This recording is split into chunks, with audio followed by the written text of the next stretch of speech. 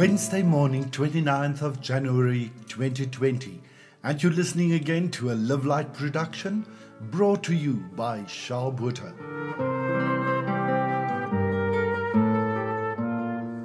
Perhaps the greatest compassion comes when we are kind to each other, when we don't judge or categorize someone else, when we simply give each other the benefit of the doubt or remain quiet.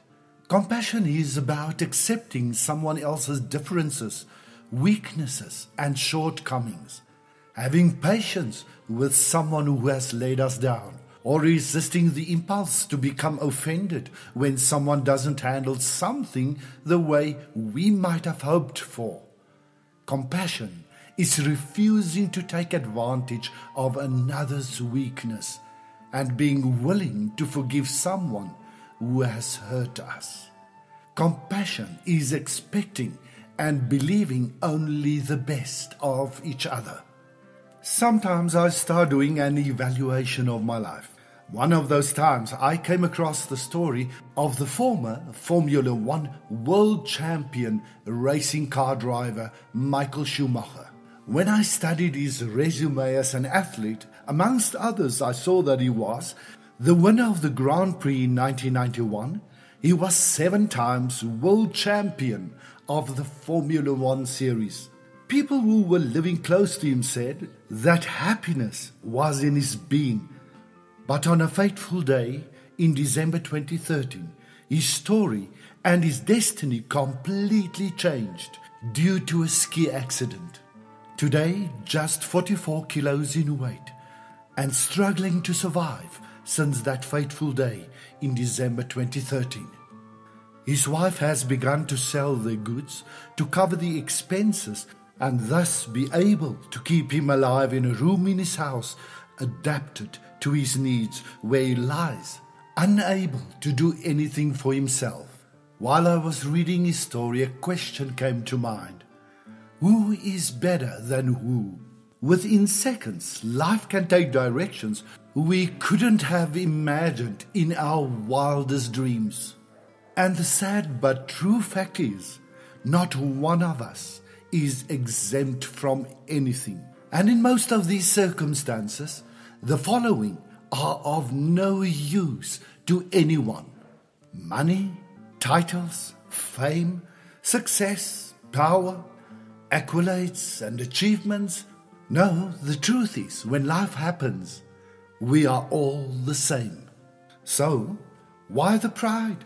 Why the arrogance? Why so much attachment to material goods and wealth? All we have is the day-to-day, so that we can live in it with passion and happiness, doing good, serving our God, our family and neighbors with full joy and gratitude. That's why we need to stop creating problems, claim insignificant things, and always avoid everything that takes our time and steals our joy. Cherish your relationships and be very careful not to lose someone who loves you and accepts you as you are. Because, as in the game of chess, in the end both the king and the pawn are kept in the same box. In the end, we will all meet our end the same way. That's why it is now so important to examine what we have done or have not done as yet. Quite interesting, we are born bringing nothing into this world, and we're gonna die without being able to take anything with us. Absolutely nothing. And you know, the very sad fact is, for that interval between life and death, we were fighting for that we didn't bring, and even more for what we won't be able to take along. So, let's live more. Let's love more. Let's always try to understand the other a little bit better, get to know their hearts.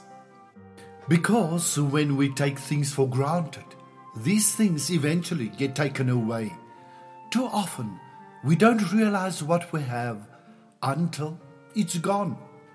Too often we are too stubborn to say, I'm sorry, I was wrong. Too often it seems we hurt the ones closest to us by letting insignificant issues tear us apart.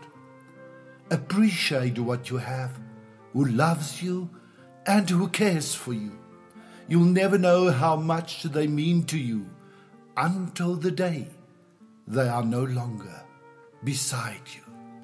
Go ahead and live today as though it's going to be your last day.